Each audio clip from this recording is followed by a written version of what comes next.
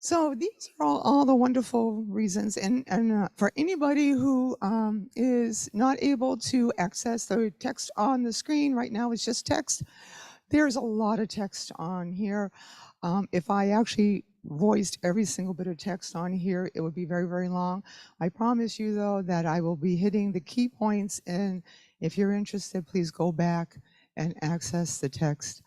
Um, but we know about positioning, how important it is. Right? If I have a student, or actually, I have a best friend of mine, I'll just use her as an example. She has some fusion going on in her neck. And so she comes to me, and I see her maybe every 6 weeks or so, and we go out for lunch, and she's like this with her head here.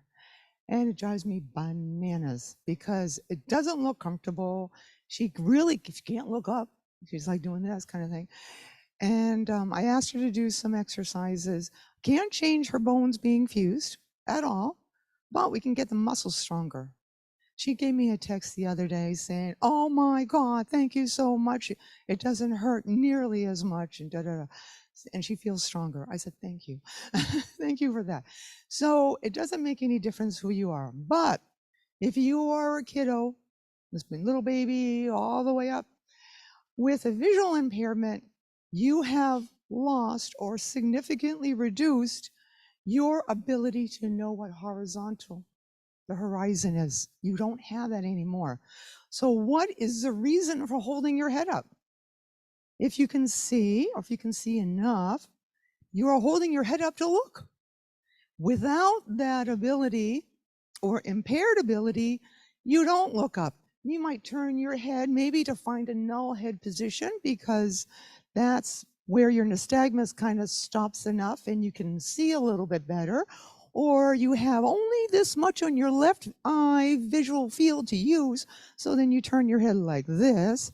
Or you have no vision and your head is down here, or your lower field is a nightmare, so you're using your cane and you're walking like this because you want to make sure that you're not going to run into anything.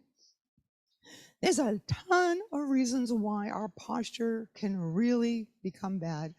Then we have kids who have additional issues, maybe cerebral palsy or Down syndrome or other things in which their muscle tone is too loose or too high, or they have orthopedic issues and maybe they had some hip surgery and they're all kind of a little wonky. That all makes a difference. So what I want you all to do, other than the person who's already slouching and the other, the sitting sideways one, the rest of you, can you just slouch big time in the chair as much as you can? All right. All right.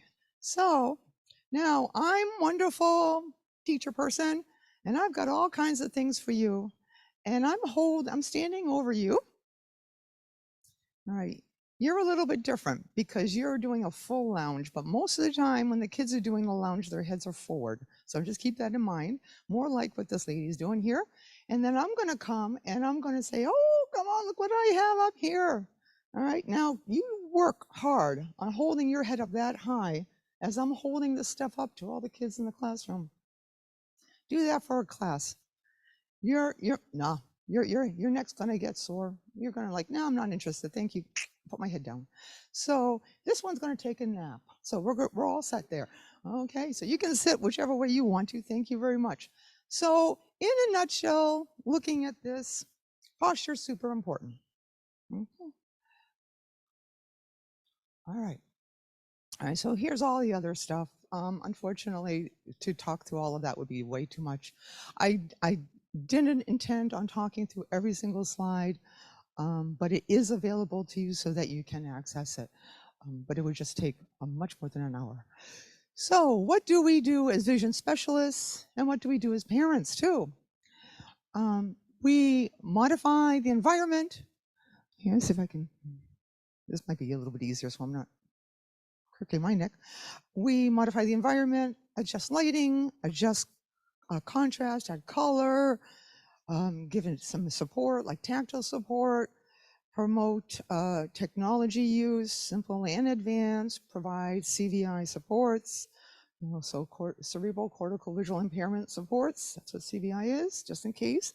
Organize materials, maximize positioning. So those are just, it's like the big things. So I always love this picture. It's just, back in the day, how important posture was.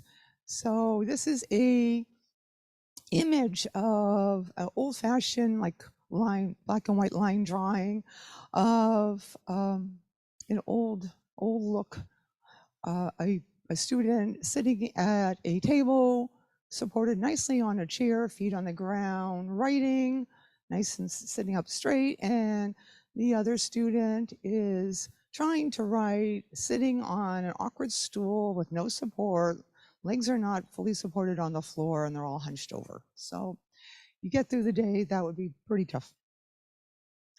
So it's going to not only impact, and what I always do, I did early intervention for 20 years. So that is my love. I hope when I grow up, I will get back to it. But the idea is the earlier you start, the more you're aware of it at the beginning, the better things are going to be at the end. So here's our posture 101.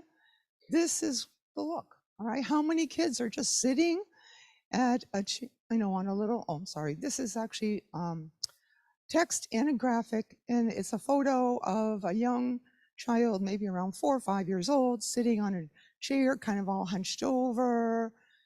Feet really aren't sturdy on the floor. He's trying to do something on a tabletop. And then the next picture is that child sitting on a wedge. There's a little bit of support underneath his feet, so they're flat, and the child is sitting upright. So real basic stuff. Now, I know for a fact that if you're at home and it's with your child, you can set up whatever chairs possible for your child. I would ask that you do that and take a look at their posture. Does it look like this child is the best support in the best position possible? I will have people say, "Oh, well, my kid's fine. They're they're doing great. It's just vision problems, but nothing else." And they're sitting on in a school, and they're maybe sitting in the school library, and they're sitting on a big kid's library chair, and their feet are dangling, and we're at a big person table, and you're asking them to learn. You're asking them to learn Braille, and you got a Brailler in front of them, a manual Brailler, and now they're having to hold their hands up here on top of not falling off the chair. You can do that for a few minutes.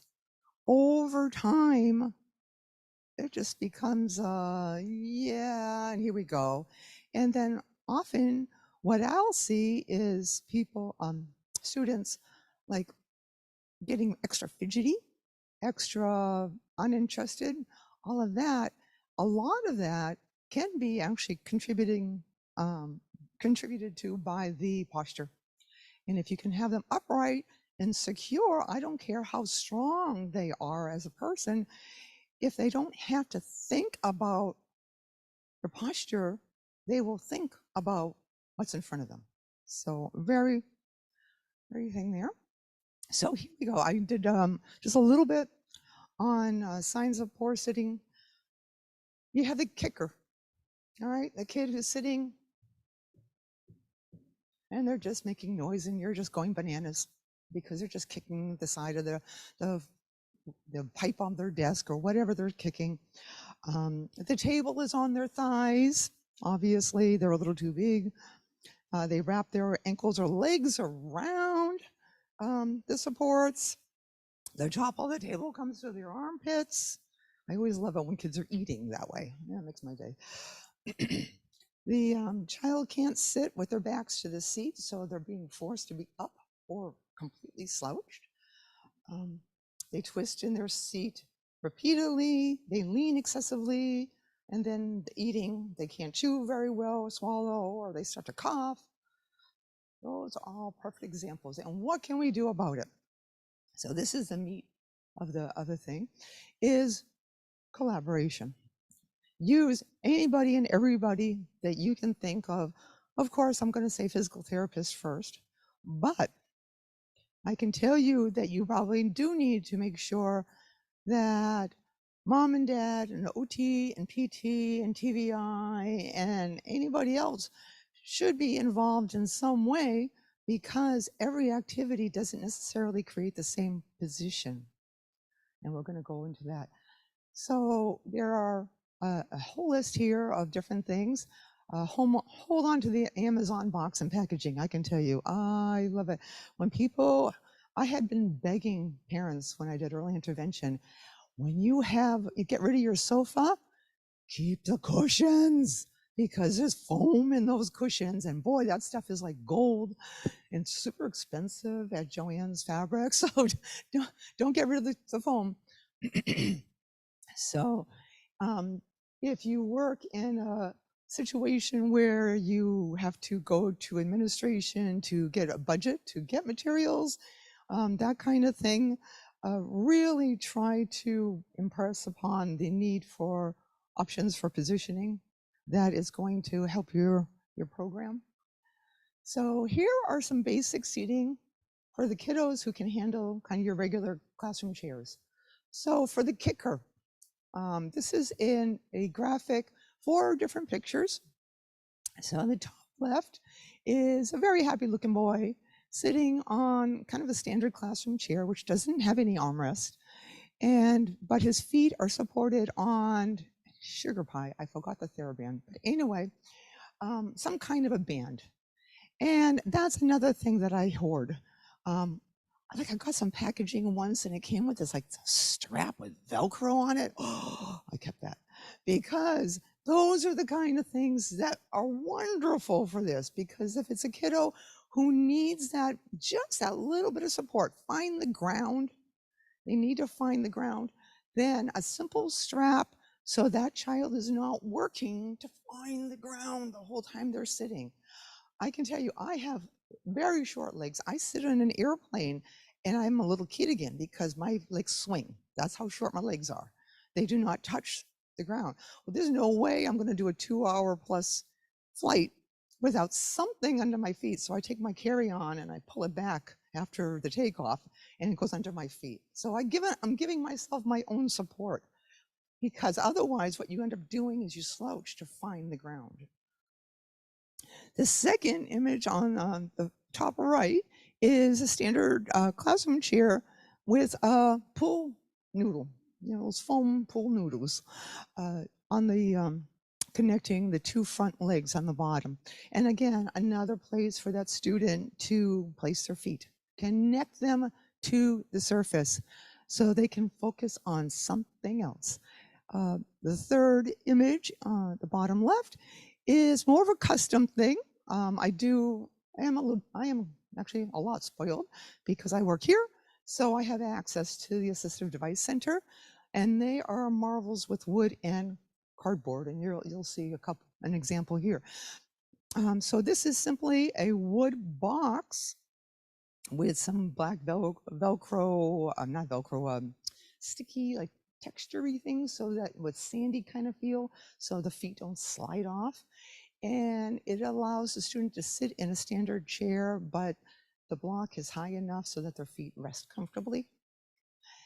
And then the fourth image on the bottom right is a whole stack of books.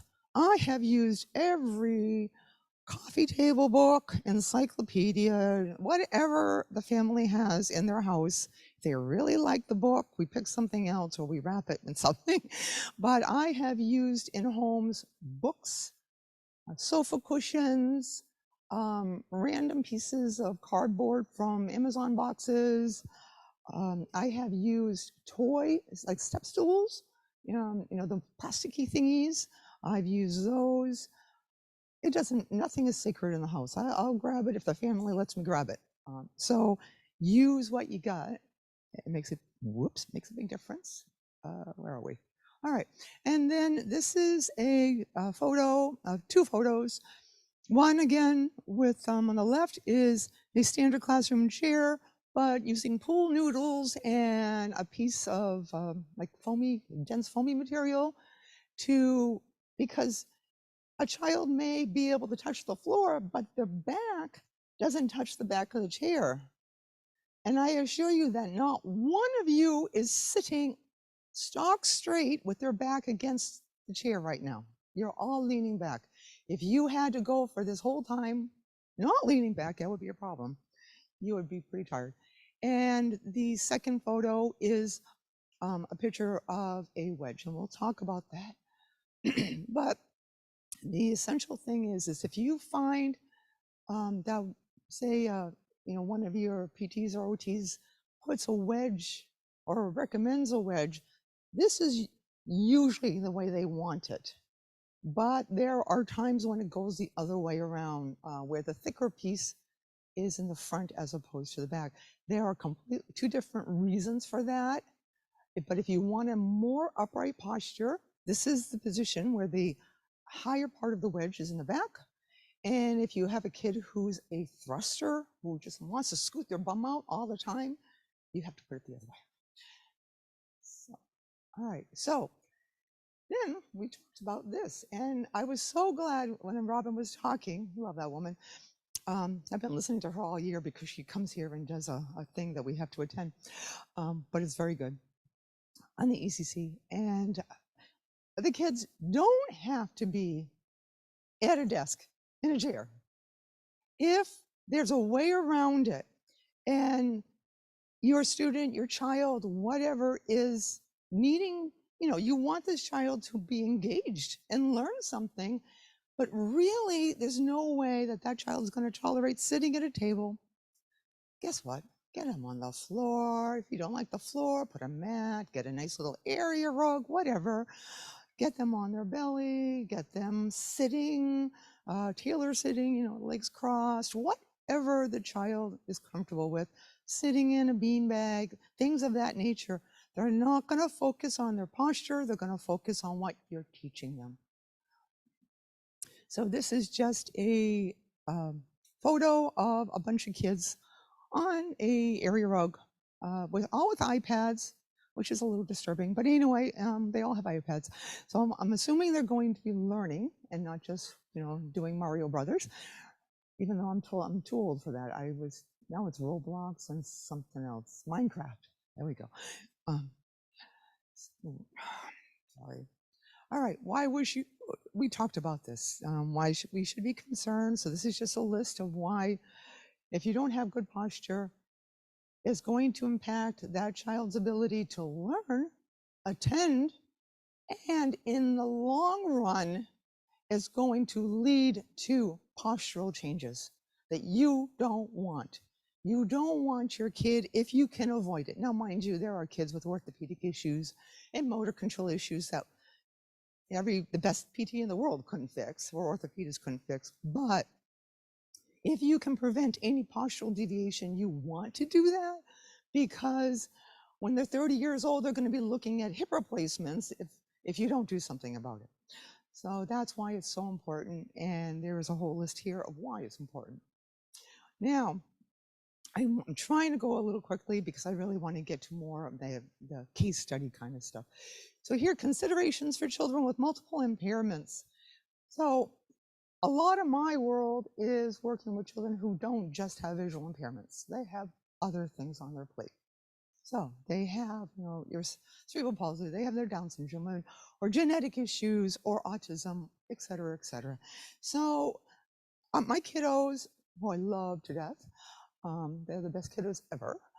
One of my problems is I won't give them up, but they need extra.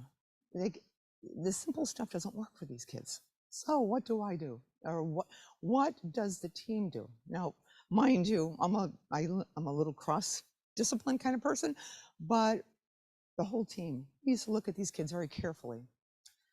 They start young. They start very young, all right? And I can tell you that you have all probably seen, even if definitely teenagers, but nowadays I'm even seeing, this is how many people,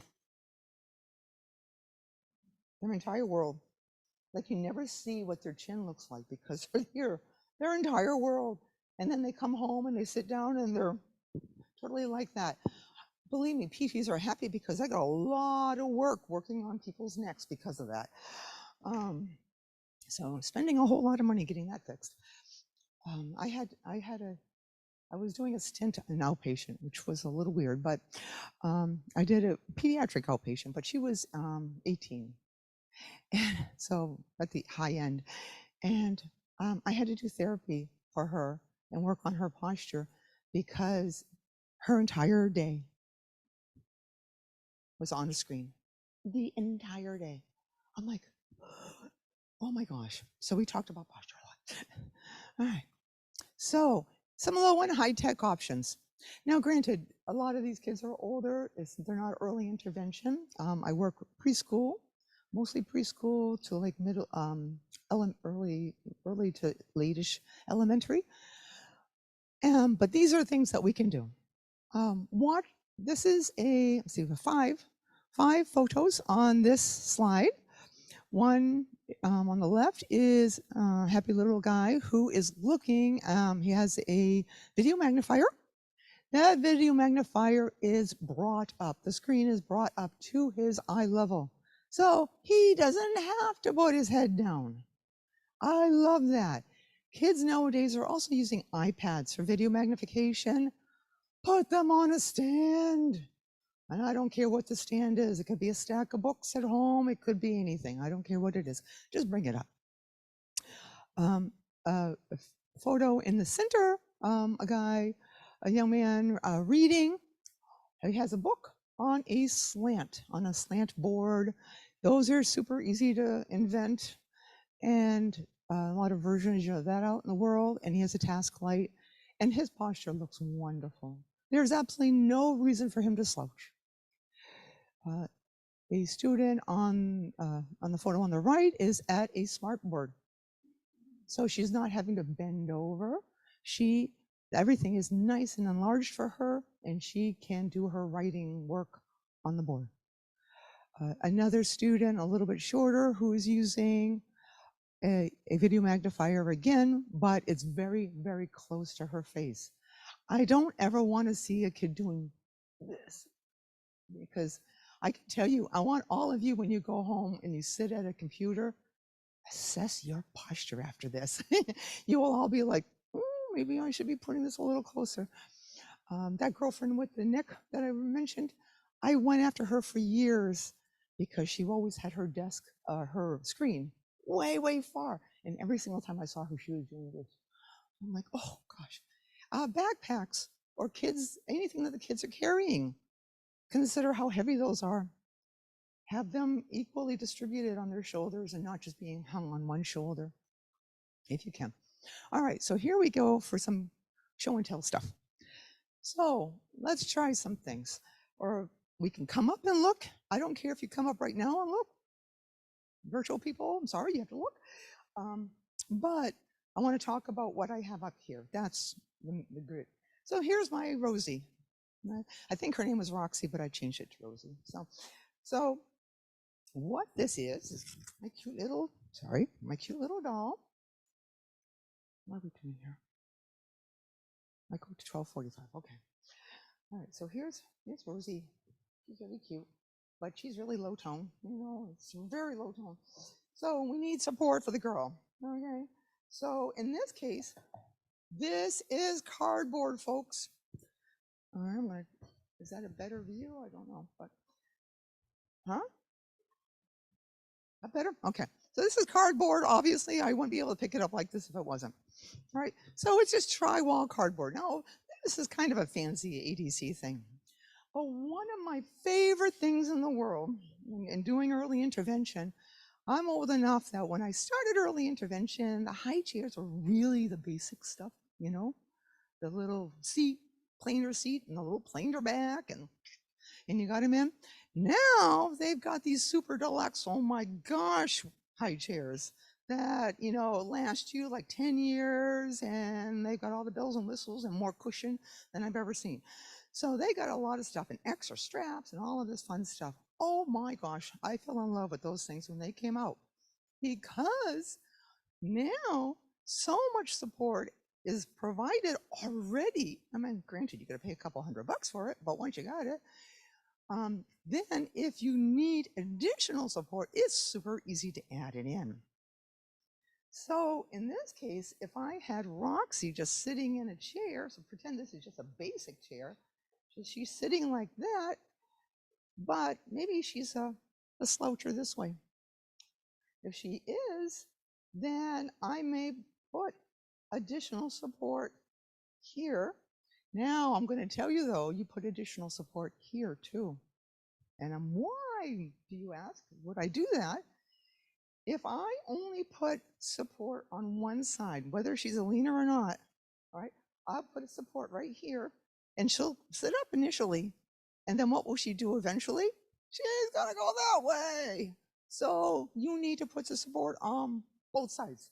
And I don't know how many, even PTs I had to say that to. I'm like, yeah, no, you need to figure that out now. Because kids are really good at compromising here and making this work.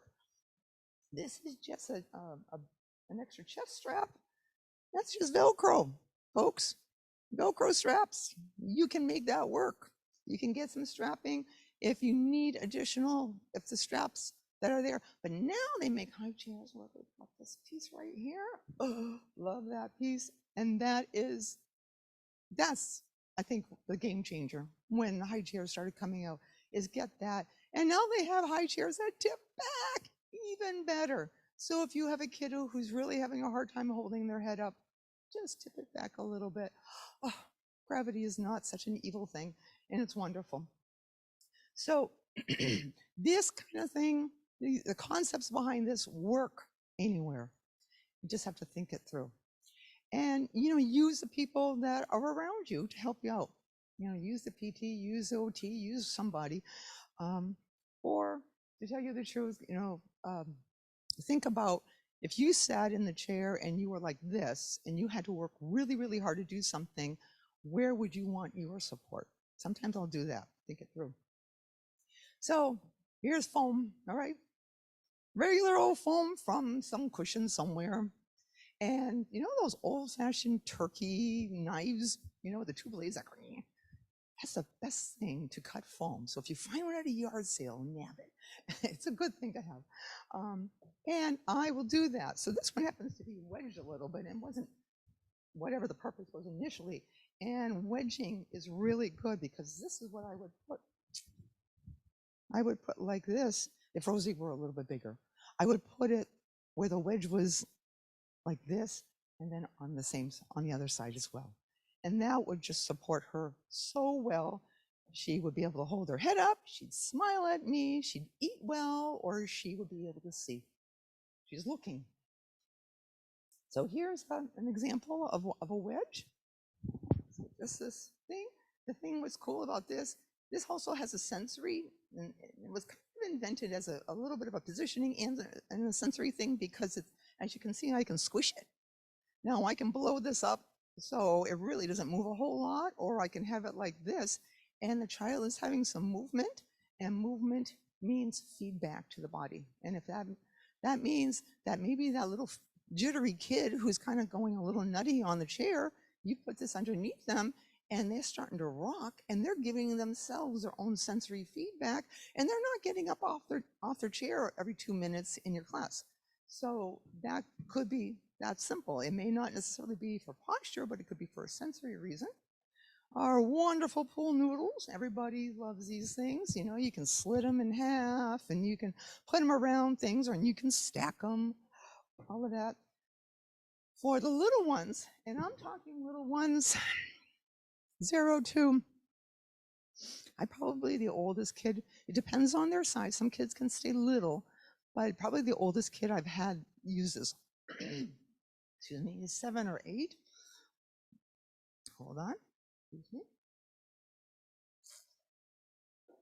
And I adore a boppy, right? So yes, a boppy is great for all those cute little things that infants use and nursing and all of that fun stuff, but I use a boppy for positioning, and I'm going to show you some pictures of that soon. And then you can get into the big money stuff, which is this. So this is This should be the special tomato. Yeah, this is the special tomato. I always wanted them to call it special blueberry, and they didn't listen to me. But it's special tomato. And so here, you have all of your wonderful padded straps and your headrest.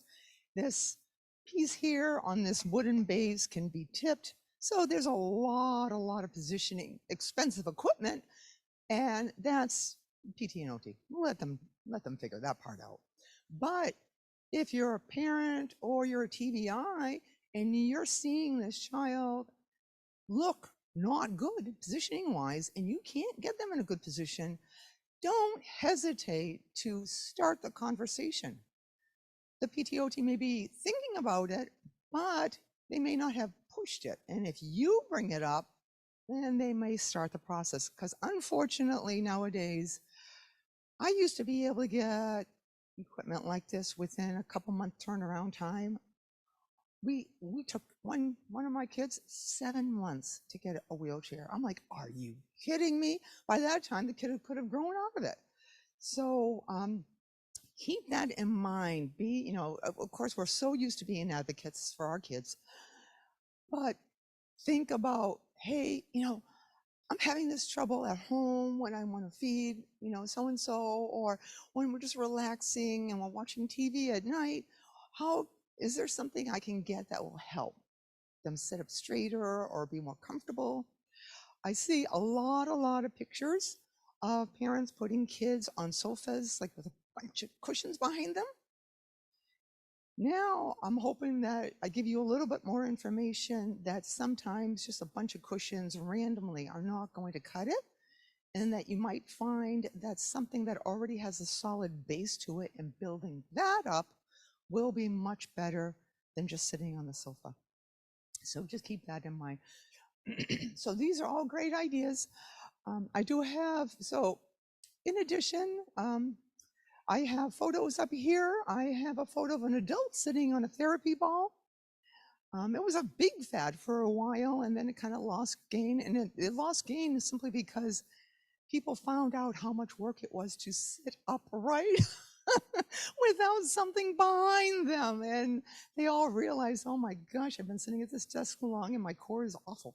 So that's why, actually, I don't think it was simply because they had to work. So the people who still use it nowadays are probably people who run marathons or something. I have photos of different kinds of wedges, boppy, and the special tomato, which is what I have sitting here on the table. So, so hopefully, all right. So now we're going to talk about some kiddos. All right, and this is kind of fast, but again, you have the information, and I will be here after, because I have to schlep all this back to class because I promised the teacher she gets it all back.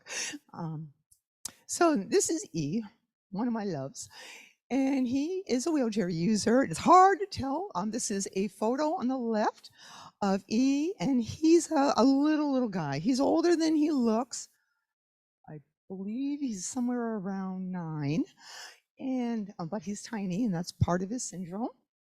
But he's in a black wheelchair, so it's very difficult to tell that he's sitting, but he's sitting at a table with me.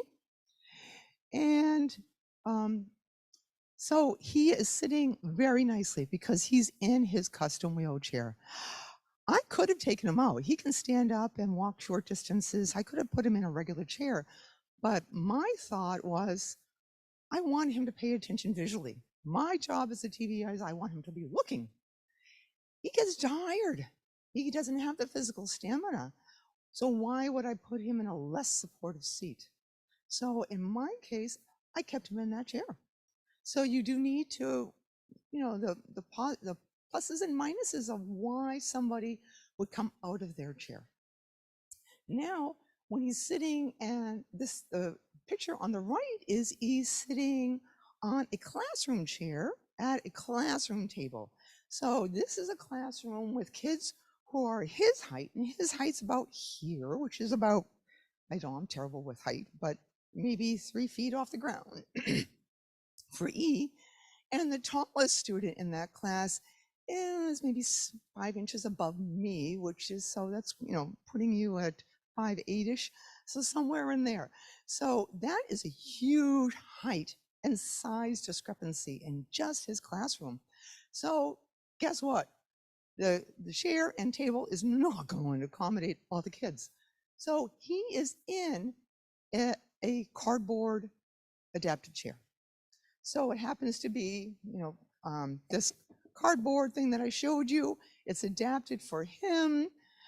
It's not a big adaptation. You can't really tell in the photo because the adaptation is like a brightish blue, but the chair is blue. I don't know if you can see pieces of it, but it's really kind of a booster seat if you think about it. And what you don't see is that his feet are supported quite high on a step, like a step stool that matches where his feet need to be so that he's sitting at that nice 90-90. So it's a wonderful thing. He then focuses, he loves his talker. He tells me all kinds of things, especially what story he wants, what song he wants to listen to. And I keep on saying, you got to work first before you get that. But he's so comfortable there. He's not worrying about falling over. He's not worrying about how uncomfortable he feels. And this is Elle, and she's another sweetie. And Elle has many, many, many, many needs. She has spastic quadriplegic CP. So there's not one part of her body that is not affected motorically, and she has very significant CVI. So I need more bells and whistles for her. So I have in a photo here on the left, I have, this was like grabbing everything we had in storage and in classrooms. It was really funky. So we had, we got a hold, this was a classroom, so I'm working directly with the teacher. Got a hold of an old tumble form tray that's adjustable in height, which is in front of her, and she has some light up lamp in front of her, and that's what she's looking at.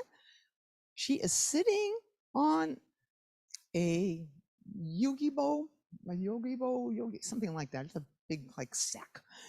And behind her is a different kind of, I just lost the, what's it? Beanbag. And then a boppy behind that. I just was not happy with what I saw. So that's what it took to get this little girl in the position I wanted. So a lot of stuff. Would it have been better for me to get something that had a fixed frame and work off of that? Yes. So she would be the kind of kiddo where maybe the either tumble form or special tomato would have been a better option for her. We didn't have it in the classroom. We still don't have it in the classroom. So this is what we're using. And this is the same thing at home. You may not have all the equipment. This is what you use. And then on the right is a picture of her in the same device, but I am now looking over, photographing her over her shoulder, and in front of her is a black screen so that she can actually focus her visual attention on the light up toy in front of her and not all the hubbub going on in the classroom. So that's a big thing. I want to go back to the two people who were experimenting. So my sloucher, how long did that last? Okay, so that's good. Lasted a while. All right. How did that feel to you?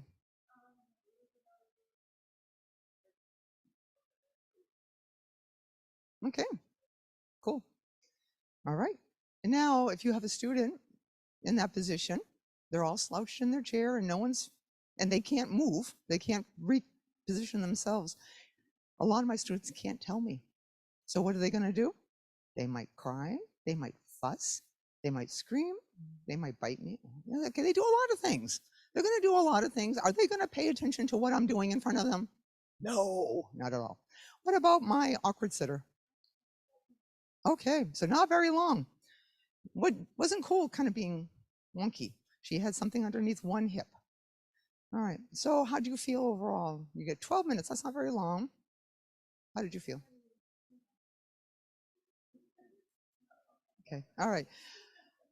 I have kids who come to me. Now, again, I'm a TVI, but my background is PT.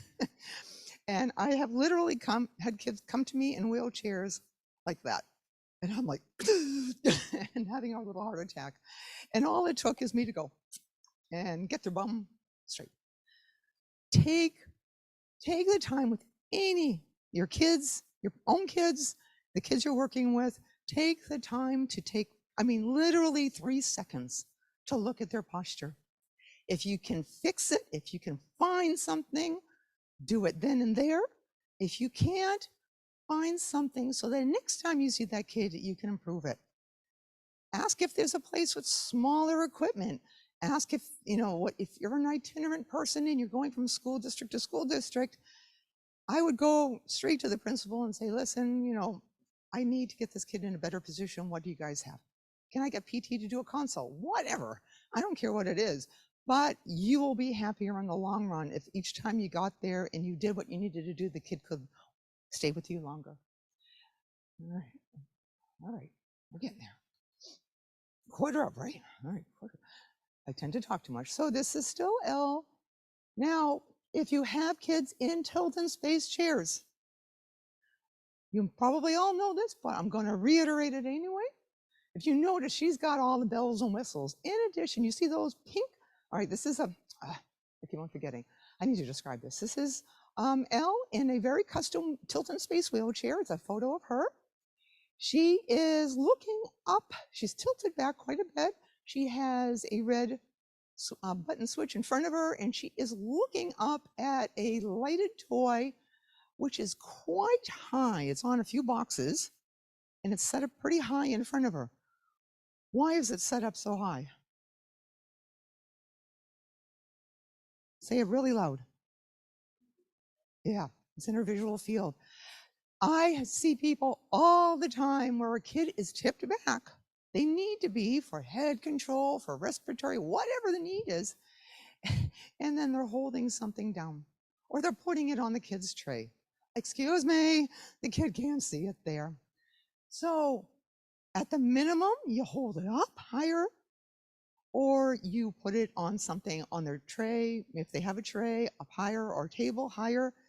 And what you want to do is just look at their eyes and just draw a line straight out. Not horizontal, but straight out in the same angle that their head and eyes are. That's what you want to do. And put it there. She was activating the toy using that switch. And she really liked that switch. She was, and that toy, she was really enjoying that. She could see it. If I put that down on her tray, that would be useless to her. Okay, we'll probably go through S, and then that might be it. There's a lot on here. Again, I told you we wouldn't be able to get through it all. But again, you're going to look at these photos and benefit if you're interested in this. This is a photo of S. He's such a cutie. And so this is how he's sitting in his chair. He is sitting in not the best chair on the planet, but it is a custom wheelchair. It does not have a tray on it at the moment. His arms are just either on his lap or kind of smushed back a little bit on his armrests. His armrests are not really doing much of anything, but they are keeping his arms in. His legs are bowed out, and does it look like his feet are supported at this point? No. His feet are kind of turned and kind of a little more on his toes and side foot. So not the best position overall. All right. Here's pictures of S in his TVI session. Where do I have him? On the floor. Because guess what? He was still, even in a supported chair, he was, at this point in time, was working so darn hard to keep himself up. He has a trach, so he's doing a lot of work respiratory. I wanted him to use what he could to see. So I took him out of his chair, got him out. Again, my wonderful Boppy. The Boppy does two things. It gives him a nice little head pillow, but then I bring it around his shoulders and it brings his arms closer together so he doesn't have to work so hard to get his arms to touch a toy. Then I'm over him. It's very much a dimmed room. So these are 3 photos of the session. I am holding a lighted slinky over him. And in the first picture, his arms are pretty much by his side. But as he warmed up, in the center picture, his arms are now to the toy. That's what I want. He's looking and he's touching. I want that. And the photo on the right happens to be where he's just relaxing. He is on a very large wedge, a red wedge. We have a little pillow under his head, but then I used the boppy under his thighs and wrapped around the opposite way so that he didn't slide down the wedge. So I can use a boppy any way I want. And this is the same little guy, photo of him on his side. I love side. Guess where his hands are going? If you have a student who can't physically control the hands or the arms that well, put him on their side. Talk about coaching with PTs, guys, and OTs. Oh, this is wonderful. And because now gravity wasn't so significant, he could activate a switch that is under his arm, and I have the toy in line with where he's looking. This is another picture of him set up on his side, and I'm using a boppy to keep him there. So I was experimenting how to make it. So right now, part of the boppy is under his head, then it goes behind his back, and then over his hips. And in front of him is a PVC frame with a black like fabric. And dangling in front of the black fabric are 2 really colorful toys. And one of them is really low, directly in his vision, and he is able to interact with that with his arms. Because again, gravity isn't so hard when you're side lying, and he's doing beautiful visual regard in this position. All right, so what do we have? Because I want to have a little bit of time for questions. So, okay, and that's just him looking really cute in his chair. Now with this, a really good tray. And if you notice this is a photo, it's hard to tell, but on his wheelchair tray, there is almost like a pool noodle material that is in the front of the tray, because that's where his hands tend to fall, so he's not getting hurt by that. But he also has these 2 wedges where his elbows would be, and that's to keep his arms forward and on the tray. His tendency is to bring his arms back and kind of get him back stuck in his chair. All right, so I think that's all of S, yeah, and we're not going to go into C. There are more examples here. You can see just how these kids improved because we took the time. And my goal for all of this, loosely because I'm a PT, was, better positioning, better control. But my number 1 goal is I wanted these kiddos to visually engage with me, and how best can I do that? So this is what I did. Any questions? Any thoughts? Yeah, right. And unfortunately, my hearing is poor, so.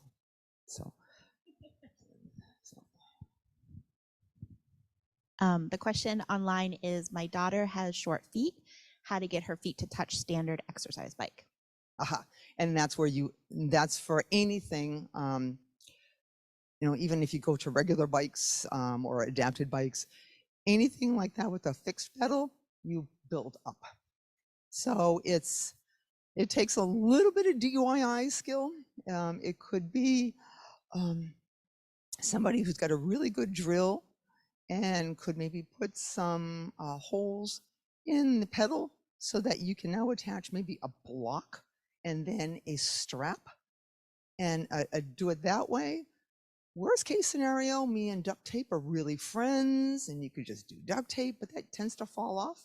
So see if you can hit up a neighbor or a family member who has some DIY skills, some tools, and I would build up is what I would do, because you're not going to be able to change the metal and the whole thing.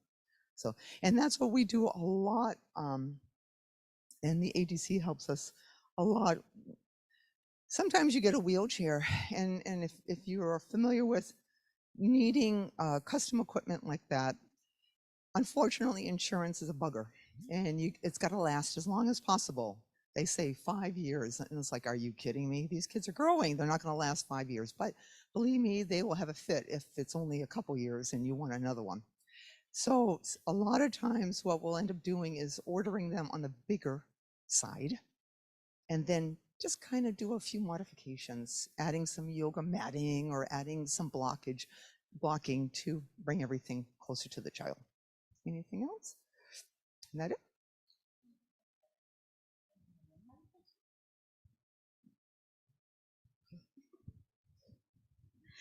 The second question is, what do you do if the child has low tone but hates straps?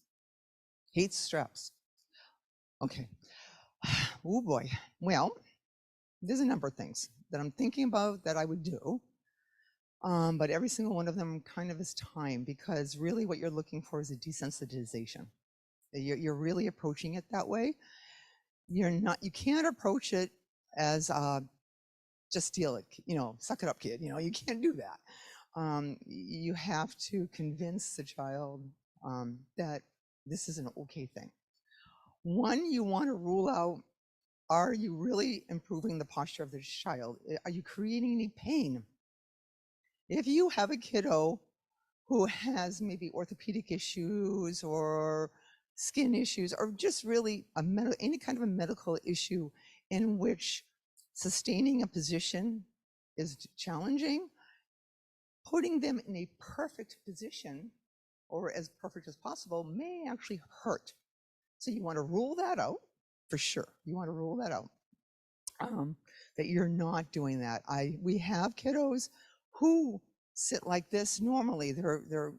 I'm demonstrating just kind of a side pelvis kind of tip, and that's how their pelvis is.